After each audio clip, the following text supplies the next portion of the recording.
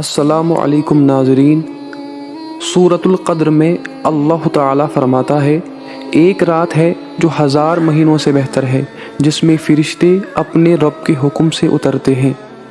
وہ رات جس میں روح الامین حضرت جبرائیل علیہ السلام اترتے ہیں، وہ رات جو برکتوں والی ہے، وہ رات جو سراسر سلامتی ہے۔ لیلۃ القدر کے بارے میں رسول اللہ صلی اللہ علیہ وسلم نے فرمایا، رمضان المبارک میں ایک رات ایسی ہے جو 1000 مہینے سے افضل ہے۔ جو اس رات کا ثواب حاصل کرنے سے محروم رہا، وہ ہر بلائی سے محروم رہا۔ اس کے خیر سے وہی محروم رہتا ہے جو واقعتاً محروم ہو۔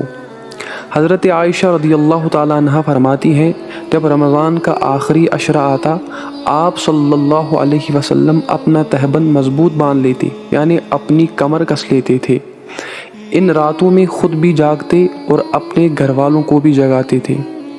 رسول اللہ صلی اللہ علیہ وسلم نے فرمایا، شب قدر کو رمضان کے آخری عشرہ کی طاق راتوں میں تلاش کرو، صرف 27 شب کو نہیں بلکہ تمام طاق راتوں میں۔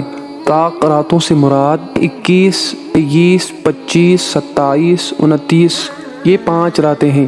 ناظرین کرام، اب بات کرتے ہیں کہ شب قدر نبی کریم صلی اللہ علیہ وسلم کو کیوں عطا کی گئی۔ حضرت مالک بن انس رضی اللہ تعالیٰ عنہ بیان فرماتے ہیں کہ رسول اللہ صلی اللہ علیہ وسلم کو پچھلی ساری امتوں کی عمریں دکھائی گئیں۔ جب آپ صلی اللہ علیہ وسلم نے ساری امتوں کی عمریں دیکھی تو آپ نے اپنی امت کی عمریں سب سے چھوٹی پائی، تو آپ صلی اللہ علیہ وسلم غمگین ہوئے کہ میری امتی اپنی کم عمری کی وجہ سے پہلے کی امتوں کے جتنے نیک اعمال نہیں کر سکیں گے۔ چنانچہ اللہ تعالیٰ نے نبی کریم صلی اللہ علیہ وسلم کو شب قدر عطا فرمائی، جو دیگر امتوں کے 1000 مہینوں سے بہتر ہے۔